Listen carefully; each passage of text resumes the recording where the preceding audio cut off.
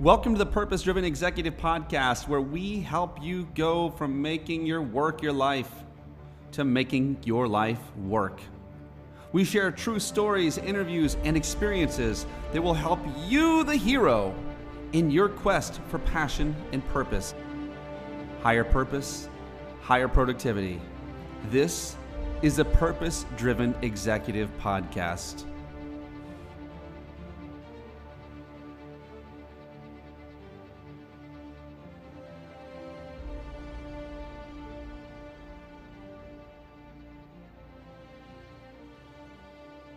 We are rocking and rolling. Well, listen, I am excited for you, the listener, but I'm actually more excited for me because I get to hang out with one of my heroes, just someone who's been encouraging me, egging me on unknowingly through places on Instagram and just different places in social media.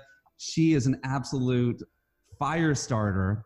I want you to, right now, hit pause, go follow Sarah Reilly or Sarah Reilly Coaching on Instagram right this moment. The best feed that you'll ever follow. You can thank me later. But I'm going to welcome to the show right now, the one and the only from the other side of the world, from the land down under, Sarah Reilly. Woo! I feel like I should have theme music with an introduction like that. I don't know if anyone Yeah, we'll pump it up. Eye of the Tiger. I'm feeling Eye of the Tiger. This is the Eye of the Tiger. Okay.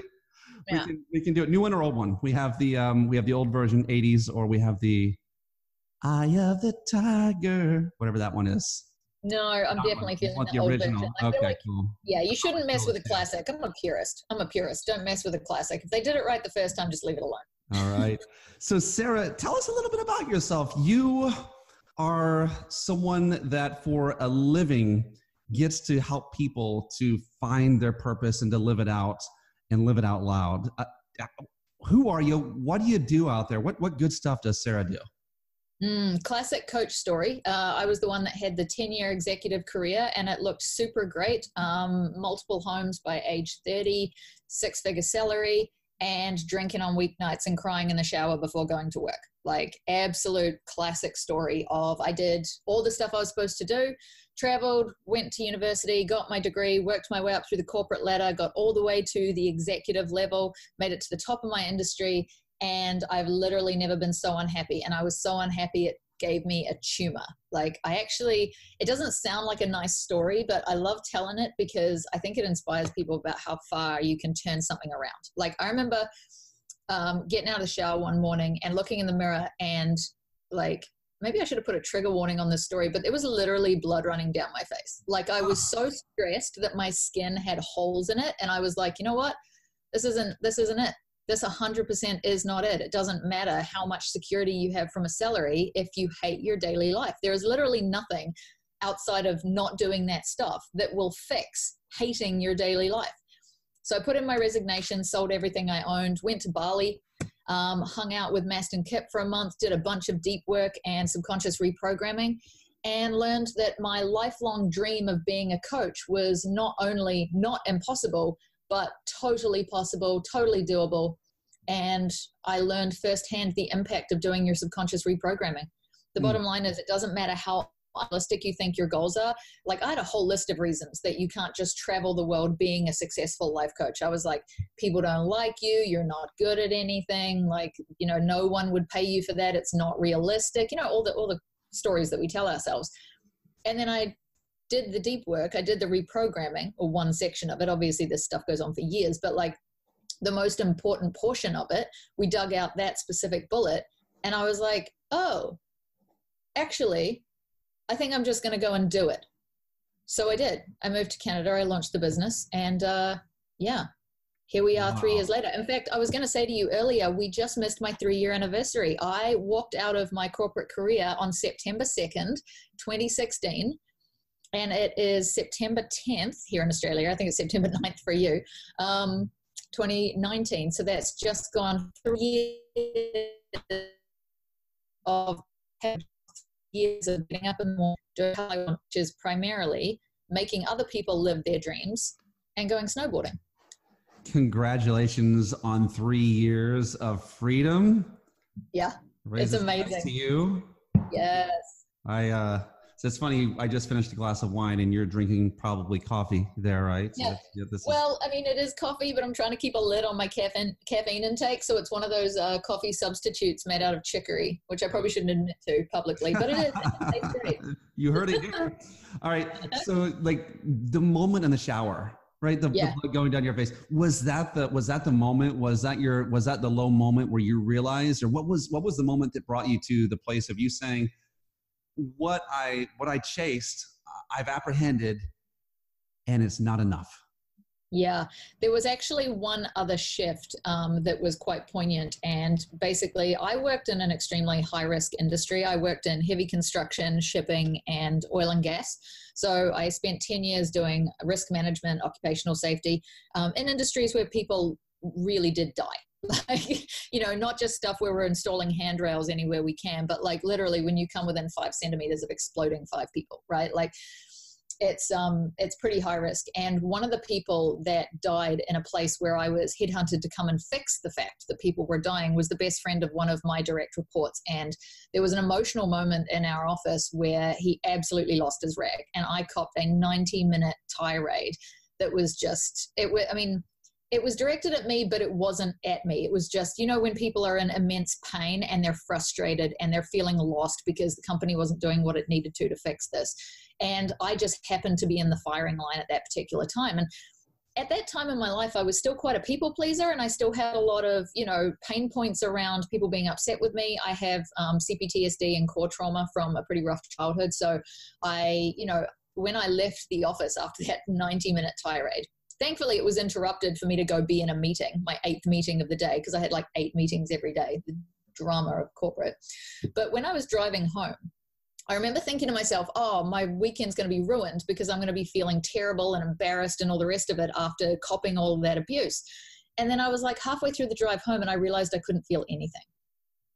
And it was the first time that I had been like literally shouted at. And I mean, I'd been shouted at and abused my entire career. When you're the safety person in New Zealand with the culture that we have there, it's a very she'll be right culture. It's a very make fun of anyone who gives a shit about safety culture.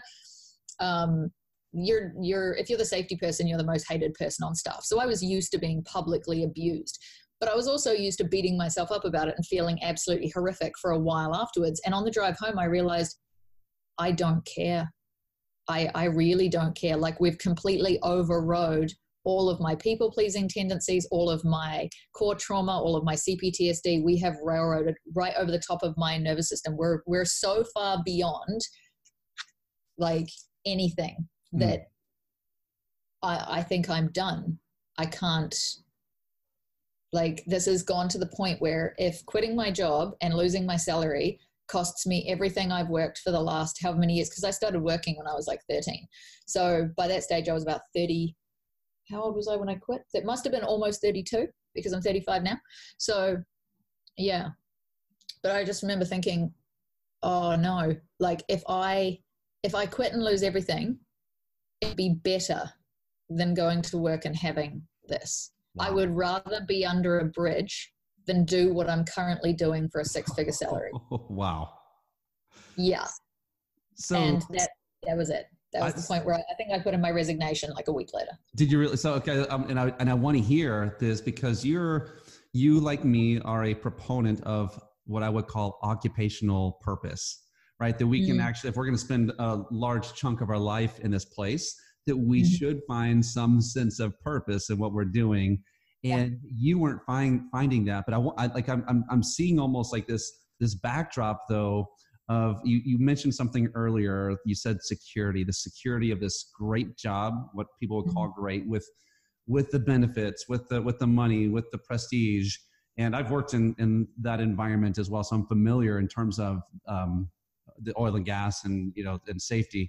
I get it, but you said the word security, and I see that as one of these great lies. It's a facade, it's a trap, and it keeps people stuck in the survival mindset when like you're surviving now instead of thriving. But so I guess I'm looking at those two things, Sarah. I'm seeing this lie of security. I'm seeing this breaking moment, and I want to know how did you exit? How did you you said, okay, I'll choose the bridge if I had to choose. Yeah. But you didn't get that. You didn't get the bridge. Hey, thanks for being someone who is on this journey of purpose with me. And I am with you, my friend, and I've got something for you. Have you ever been moving towards purpose and sometimes it just looks like a big mess? Sure you have. We all have. And the reality is we're usually not going to get to a destination unless we have a roadmap. And that's exactly what I've created.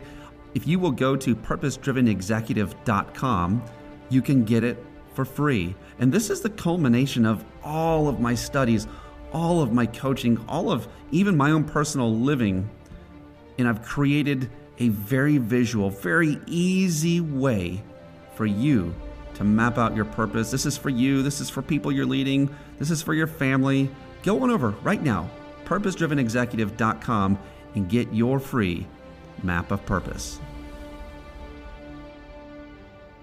No, this is the anomaly. This is the thing that almost everyone who has leapt will tell you before you leap, is that I know it doesn't sound very, very realistic when you see quote cards on Instagram all the time that say leap and the net will appear, and everyone just wants to punch you in the face when you post stuff like that, right? But the thing is, when I quit, the only thing I knew, because my friends, everyone at work was like, oh, have you got another job? And I was like, nope. And there was just nothing after that, because everyone thinks that I quit to go live my dream as a life coach. No, when I quit, I had no idea where I was going or what was going to happen. For me, it was very real that this was a slippery slope to under a bridge. Like, that was basically what it was. But the thing that sort of kept me going was, I was like, regardless of what I think, I can't possibly be right because it isn't working. So I think you do need to have a job. I do think you have to trade hours for money. I do think all of this stuff, and that's why I've been doing it for years. But it's not working. I'm not getting ahead financially. I'm not getting ahead emotionally. I'm not growing or developing as a person. I'm not getting any more purposeful. So whatever I'm doing isn't working. And the simple fact is, you can't get to a happy destination on an unhappy journey. How are you supposed to arrive at purpose and health and joy and security when every single day is just death? Like when you cannot stand any aspect of what you're doing, like 5 out of 7 days a week. The whole concept of a 40-hour work week drives me insane anyway. But unpopular opinion, working 5 out of 7 days is offensive. Only having 2 days a week to do what you actually want to do with your life. You can't travel the world on that. You can't learn languages on that. You can barely get your laundry done in that. It's not okay. The idea that you're at, and I mean, in America, you guys work ludicrous hours and don't have guaranteed paid vacation. I'm from New Zealand, where we do a 40-hour week or a 50-hour week, depending on your job. But we're guaranteed 4 weeks of paid vacation a year plus 5 to 10 sick days. Mm-hmm. And I think it's the same in Australia.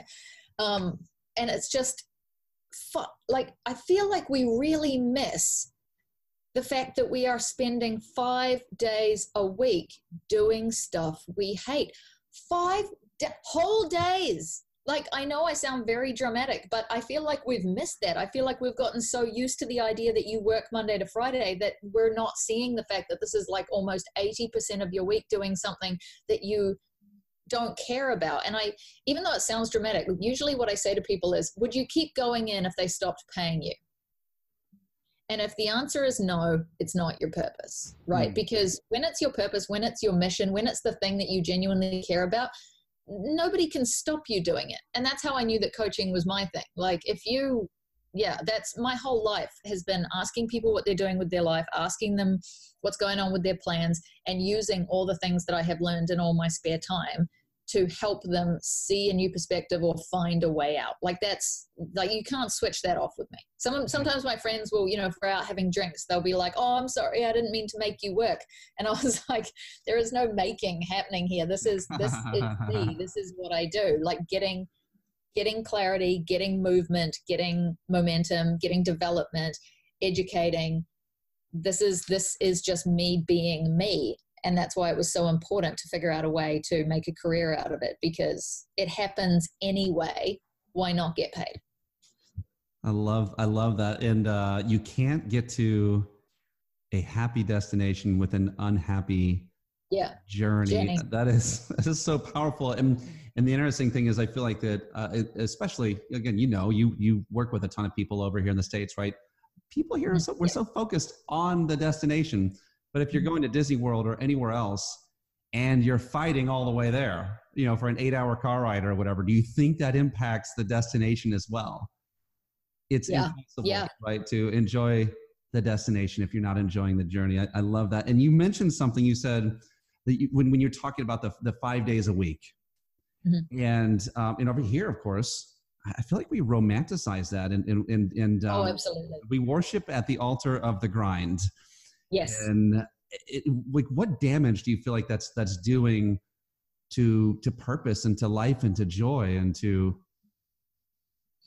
Well, it's just rampant distraction, right? Basically, we're just trying to keep ourselves busy till we die. We're just racing to the grave. We're just trying to get as much done as we can before we die. And the problem with that, though, is that, like, once we do die, and I don't like to be morbid, but, it's going to happen. Once we do die, like, the thing that really bothers me is that none of this stuff changes. Like, when you die, your inbox doesn't automatically empty. Like, and if you die, the company will, there might be a group email go out, but then they'll just hire someone else, right? So it's kind of like, if it's like we're just racing to the grave, and we're just trying to make sure that we do familiar things all day so that we don't have to feel any discomfort, emotionally. And it just, the whole situation makes zero sense to me. I'm like, we cannot just be here to busy ourselves, distract ourselves, push paper, all that sort of stuff, and then we die. Like, what is that? What is that for? Like, what is the point? It's like a lifelong journey of pain avoidance, it sounds like, and never really moving the needle on anything meaningful. Yeah, and the thing that really bothers me is that we've known about quantum physics since like 1925, right? So we know that it's not a case of the atoms are doing whatever they want, reality is being constructed arbitrarily, and we just have to, we're just hapless victims navigating our way through it. No, if you had a microscope powerful enough in your house, you could watch the atoms around you responding to you. They respond to us. They build based on the blueprints that we issue through our emotions. Like, we have good quality physics and neuroscience showing us this every day.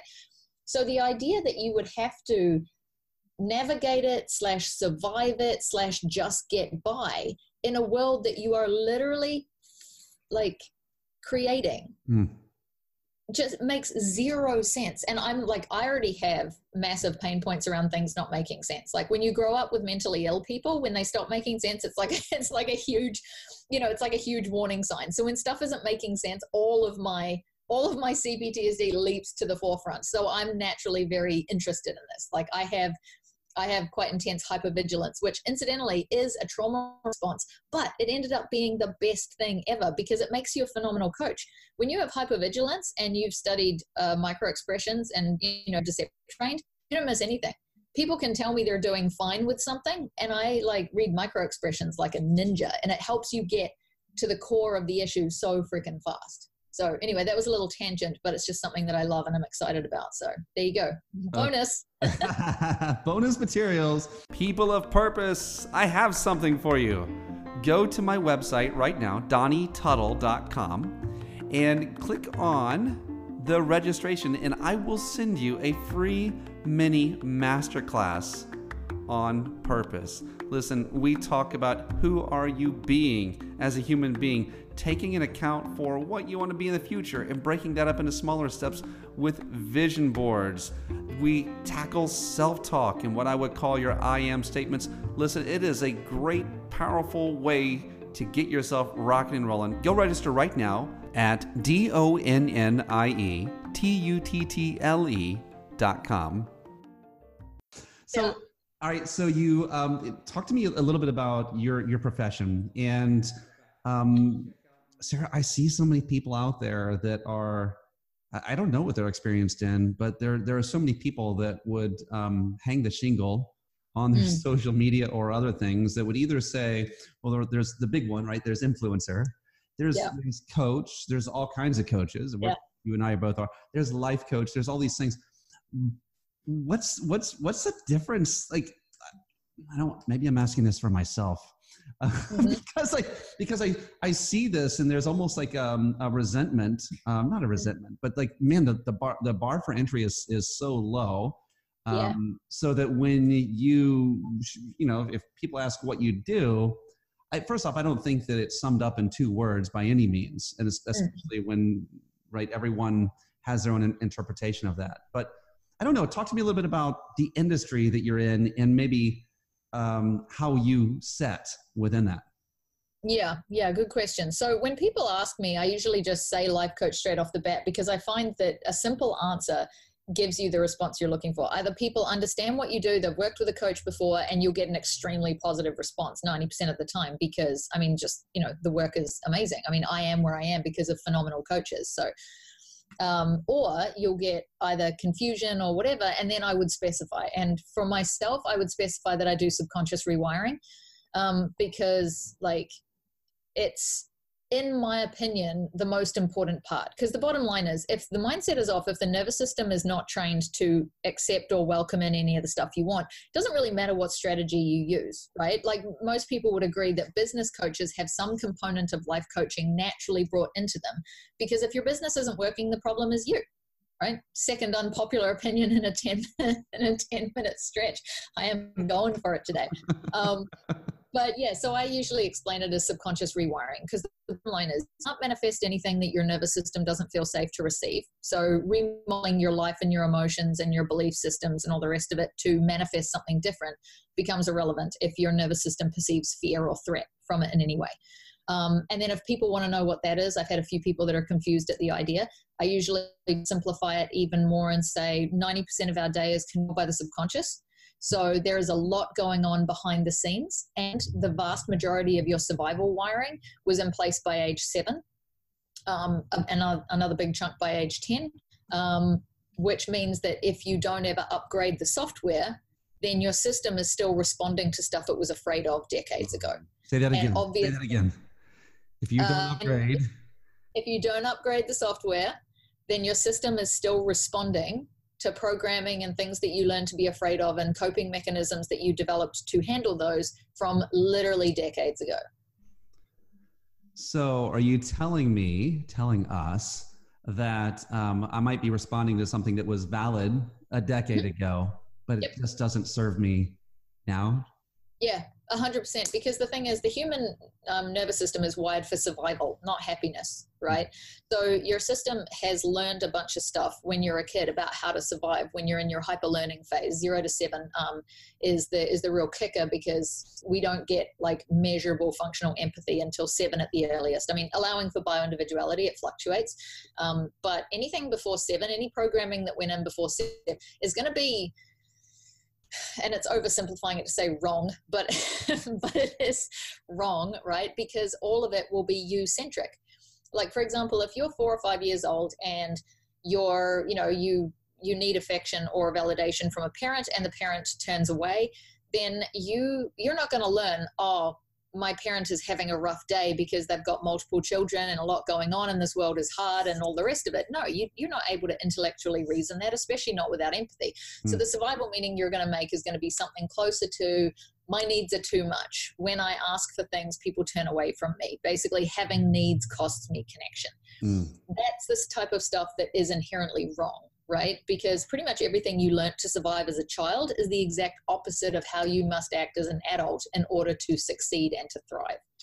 So the system never updates or self-audits that stuff, because we're wired for survival. It's like, well, I learned that that's how I survive, and since I'm not dead yet, it must be working. And people say, well, yeah, I'm not dead, but I'm in a horrible stress state and nothing is working. And it's like, right, but when you're wired for survival, the system doesn't care about happiness. The human nervous system perceives extended periods of happiness as a state of vulnerability, which makes total sense. Like in caveman times, and I wasn't there, so please take this assessment with a grain of salt. But in caveman times, if you're just sitting on a log, enjoying a beautiful bonfire, chewing on a leg of zebra, listening to some drum beats or whatever they were doing back then for entertainment, you're not seeing the tiger creep up on you. So it's not conducive to survival for you to just be chilled out, right? We have intense survival systems for a reason, and it's worked. We are still on the planet. But if your system is wired for survival, not for happiness, then you can't assume that you're going to be naturally drawn towards your soul's calling. No, your biology is going to fight you at every turn. And if you don't want it to fight you so much, change the programming so that it's not terrified by everything you're trying to do. And that's what I do. I change the programming. All right, Sarah, I'm going to ask you to put on your coaching glove, right? Whichever one you reach in and you pull the wires out with, because I want you to talk to people pleasers. I have a lot of nice guys, right? Listen to me. And and you said you're recovering from that, or you've recovered from that. Yeah. So yank that wiring out. Talk to some of us people pleasers for a little bit. Okay. All right. Well, I mean, obviously there's a lot of different stuff going on, and I'm not going to cover off all of the possible traumas that may have led to this particular coping mechanism, or we would be here all day. Sure. But if we oversimplify it, take it right down to the root cause, right? All human fears can be pretty much filtered, diluted all the way down to two at the bottom, which are I'm not enough and I won't be loved. The bottom line is, if you're people pleasing, some part of your nervous system thinks that you need to keep people happy in order to be safe. And that's not much of a stretch. I mean, how many of us grew up with, situations where if someone was unhappy in our household, that was a problem? I mean, any of us who grew up in a household with other people, I mean, especially those of us who grew up with people who are mentally ill, right? Because you have to keep everything on an even keel. You have to keep people happy and healthy. That was a new word I made up. It's neologism right there. From me to you. Merry Christmas. Right now. Yeah, but you have to keep people on an even keel in order for you to be safe, right? You have to keep them happy. You have to keep them healthy. You have to keep them, basically you've got to stabilize your home environment, right? Because your nervous system means, okay, this is what happens when I have 16 thoughts at the same time and they all come out as a collection of words, because now I'm picturing half of my clients that I've done this work with. Okay, your nervous system is wired for survival, and the primary survival need is connection. That's what I was trying to say. So anything that threatens connection will be thrown out. And if any time you tried to do X, Y, and Z and it got a bad reaction from the parent, who is your primary source of connection, and food, just for an added bonus, right? Like all of your survival needs are met by the parent, then you're going to learn that whatever that thing was bad. So it's just not that hard to understand where we got people pleasing from. The system wants you to stay safe within the tribe. Being good, being nice, being accepted, having people like you, whatever, is a fairly obvious survival tactic. The problem, the reason it's not working, which is what I think people will be more interested in, because then there'll be a bunch of people listening to this podcast going, but I'm so nice to people and I make sure I don't do anything that upsets them and nobody meets my needs and I'm so unhappy and I'm so unhealthy. It's like two things are going on. One, if you're in giving, you're not in receiving. So the energy is only going one way, right? You got to learn to be in both at different times. And two, when you are people pleasing, you think that you're being so lovely, and you're not. Energetically, people can tell that you're being deceptive, right? Because you're doing something because you think it will please them, but it's not what you want to do. You think you're hiding your resentment really well, and you're not. No. It is leaking out of your pores, and it is putting people off. Because when you're a people pleaser, you change based on who's watching you. You change based on you, right? And if you're in a group of people, they can see you doing it. They might not be able to put their finger on what's going on, but they know that it's really hard to be around you because you're an unknown quantity. If you change what you want based on who's in the room, they don't know how to deal with you. This is why boundaries are not only not a problem, but they make your relationships easier. Like if I invited you to my house for dinner and I said to you, hey, listen, tell me in advance what you're allergic to. And you said, no, I'm just going to let you make a bunch of stuff. And if I don't like it, I won't eat it. I would be like, wow, you are the worst dinner guest ever, because now I'm going to have to make like 6 different things and hope. And this is really stressful. Why don't you just tell me that you're allergic to black beans and you hate broccoli, and I will make stuff that doesn't have that in it, right? When you're being a people pleaser, you have lax boundaries. There's usually a bit of codependency at play. And because you're so changeable, trying to like fit in with everybody else, it just makes you impossible to navigate, which makes you exhausting as a person and as a friend. So people can sense that you're deceptive and inauthentic, so they're not going to want to hang around you. 2, your resentment and martyrdom is leaking out of you and making people upset. And 3, your health will end up in the toilet if you keep doing this, because we are not designed to keep giving and giving and giving and giving. The ideal option is to give from overflow. E.g., you fill up your own cup, and when you are so happy and healthy that it just can't help but spill out of you, then you use that energy to help and love people, right? But, and many women who are listening to this will resonate with this. You can tell you've been overgiving when your thyroid starts shutting down for two reasons. The emotional messaging of the thyroid is, when's it going to be my turn? Women who overgive often have thyroid issues. And two, if you are giving from your own supply rather than overflow, your system learns that it can't trust you with your own energy stores, and it starts shutting them down. Your thyroid is your metabolic center. If you are giving and giving and giving, it will say, I can't trust you with your energy reserves. If we're going to survive, we need to start slowing this down. You're going to be too tired to give, because that's how we survive. Wow. Yeah, I literally had a client that I worked with she would voice exactly that. When is it my turn?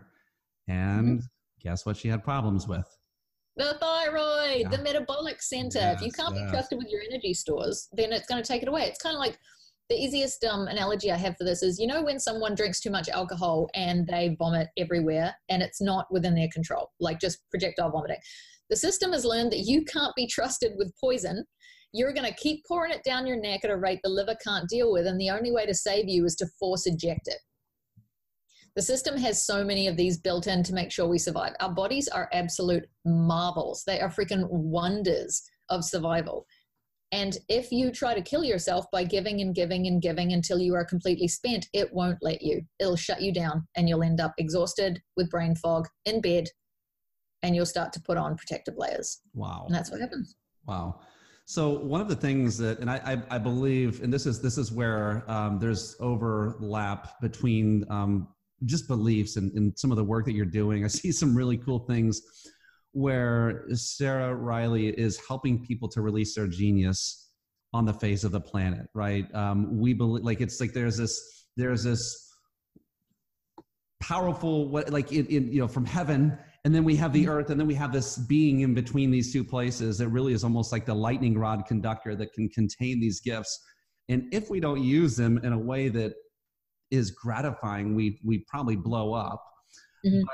But how can someone, let's just say they're stuck in the life of the box. They wake up and they go from one place into it. Like it's the same routine day in and day out. It's that place where maybe they're not in love with it. How do they get from that, Sarah, into the place of, like, I'm living, my genius is alive here. I'm alive, and I'm loving others, and I'm loving me in the process? I think the first step is accept the fact that if you can't see a way out, that doesn't mean that there isn't a way out, right? Because you don't know how to do it doesn't mean it can't be done. I think that's like some really specious reasoning that I see a lot, where people are like, yeah, but how?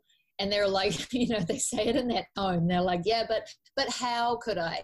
And there's this kind of like weird self-righteousness in this, in the sentence where it's like, I can't see a way out, therefore there isn't one. Right? Mm-hmm. So what I often tell people to do is, like, just have a quick scroll of Instagram or YouTube. Literally see people defying what you're saying. Literally look and see them doing the stuff you think is impossible. The bottom line is, if it wasn't if it was completely impossible to just bin your job, bin the whole model of reality around trading hours for money, and just start living your dreams. Like, yes, it does feel impossible from where you are, but if you were right, how come the evidence is not on your side?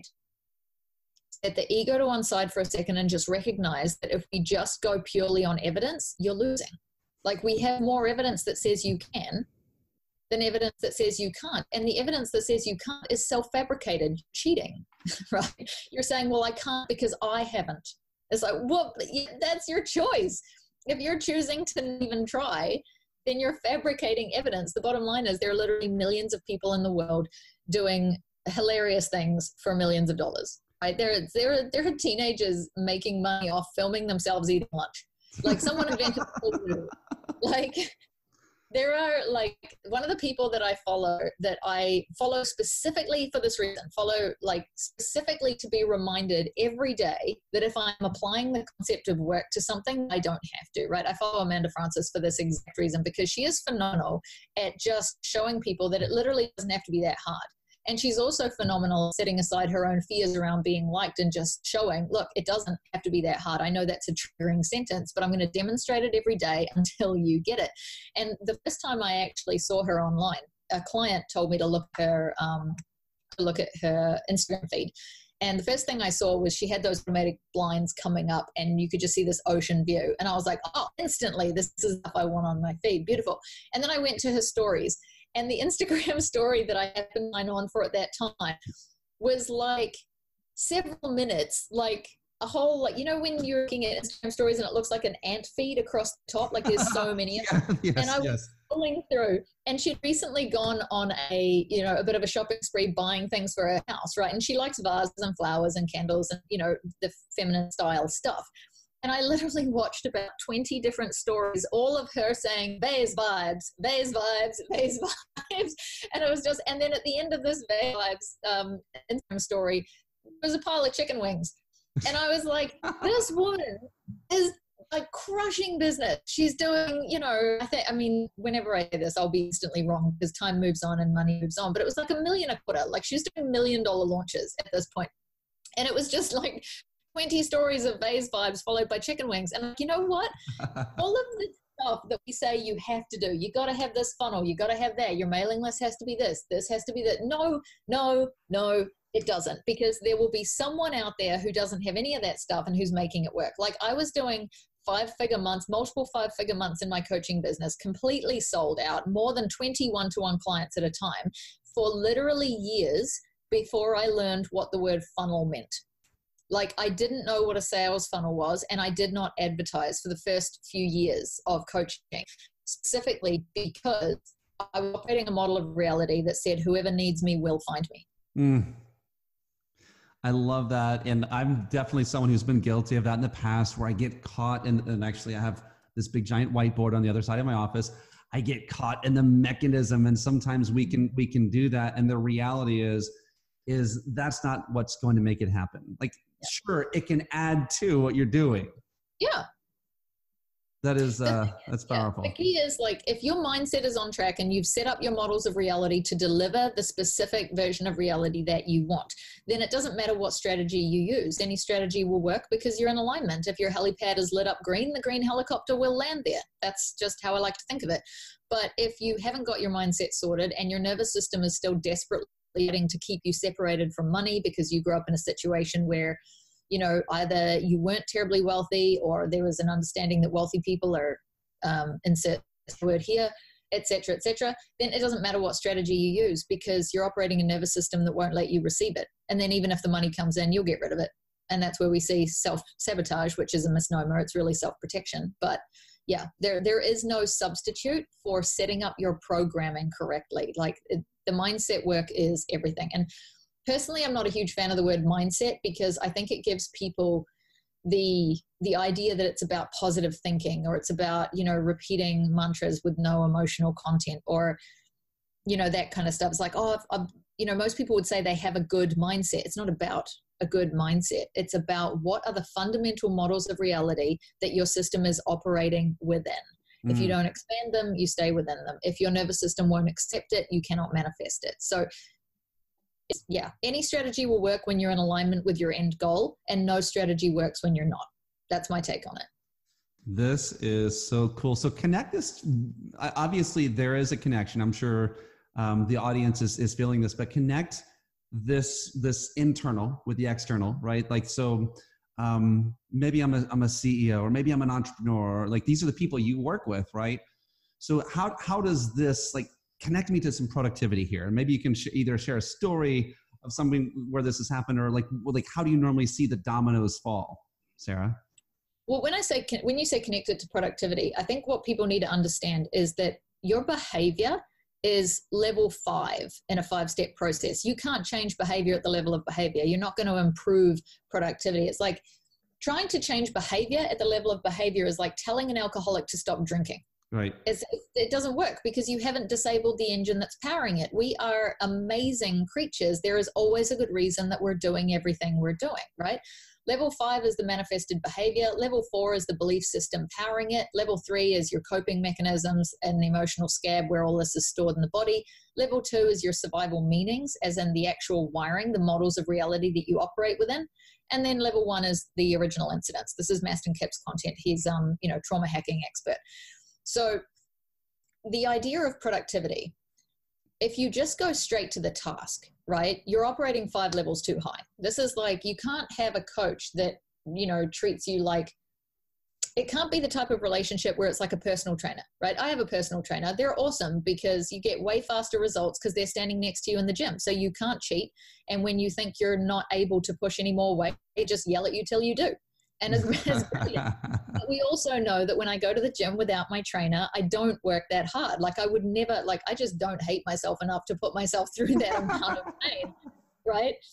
And I mean, that doesn't make it sound very good, but the results from it are amazing, right? So it is good to get that, that bit of shouty behavior a couple of times a week, right? So when someone is trying to tie all of this to productivity, what I would say is, if you're not being productive already, there's a good reason. Right? If you're not rushing to do all of the amazing stuff, there will be a good reason. So it's not about yelling at you until you do more, setting up your emails in such a way that you get reminders and blinks and all the rest of it to make sure that you do your stuff. I would look at, why are you not already doing it? Is there a lack of true motivation and inspiration? E.g., do you just genuinely not super duper love everything you're doing? That's a problem. You can't keep, these aren't machines, right? You can't just keep year in, year out and not have it affect your health. And then on top of that, okay, if you do love what you're doing, if you really do want business to succeed, because I work with a lot of people who own startups, and they really do want it to succeed. It's not a lack of love at all. So then we have to trace, okay, what does your nervous system think is going to happen when this blows up? And that's where you start unpacking fear of visibility, fear of success, fear of failure, all the rest of it, and start changing that wiring. So for the CEOs, the entrepreneurs, the startup owners, the key is, don't get lost in why the surface level stuff isn't happening, because there is a good reason why you are doing or not doing everything that you are doing or not doing. Right? This is gold. Yeah. Yeah. The key is to go down to the root cause and be like, listen, the whole reason people fall off a wagon is because they were on a wagon. Don't get on a wagon to start with, right? Stay off the wagon.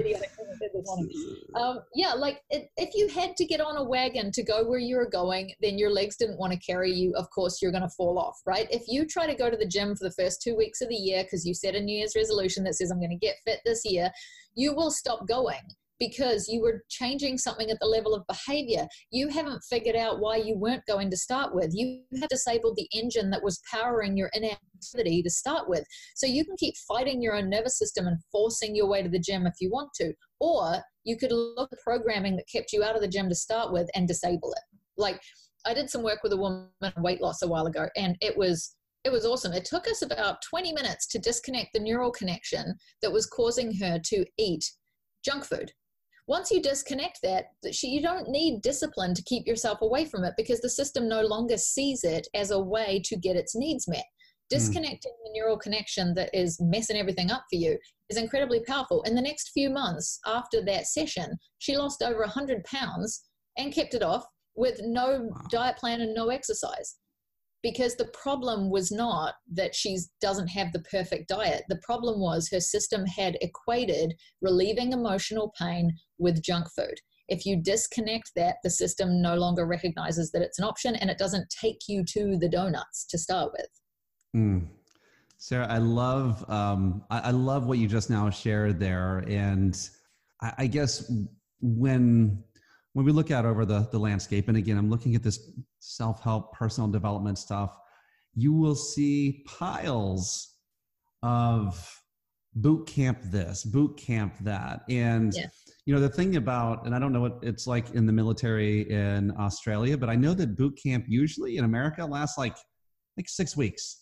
And then it's done. Like boot camp, it's not sustainable. Like, you are not meant to stay under that type of, as you put it, self-hatred, right? Because someone is shouting at you. You're like, you suck, you can do more. And And that's that you can get a jump start in your results if you're just looking for results in behavior modification, but ultimately it's not going to remain. Like this is it's going to go away, and you're going to go back to the same environment, to the same place, to the same haunts that you had before. And I think you brought a really good explanation as to the why. So I really appreciate what you've done there. Well, I'm gonna we're just gonna bring this one home, Sarah, and I'm gonna ask you two things. Number one, which way would you like people to find you, to follow you? Obviously, Instagram is a phenomenal place for you.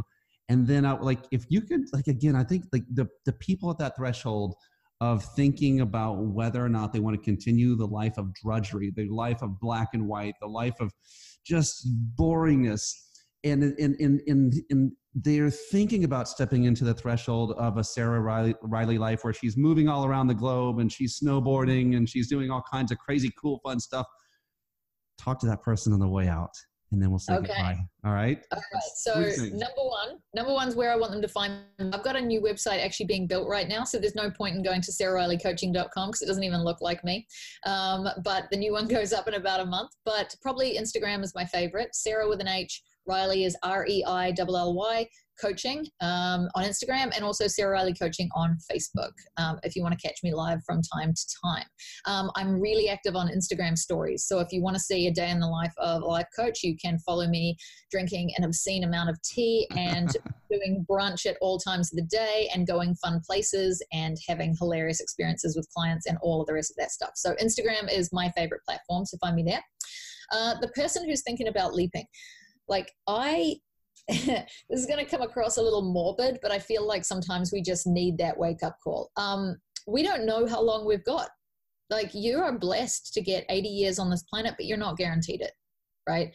So if there is stuff in your life that you really feel like that's your purpose, or even if you don't know what your purpose is, but you know that it's not the cubicle life, without wanting to seem overly dramatic or morbid, this might be your last year. It might be your last 5 years. It might be your last years. You've got like an unlimited amount of time, right? So if I'm a huge proponent of recognizing that we don't have unlimited time. So whatever you want to do, you need to get started now. You need to try it now. Change jobs now. Take up snowboarding now. Get an insane haircut now. Dye your whole self purple now, write the book now, hire the coach now, build a caravan now, whatever it is for you, get started now.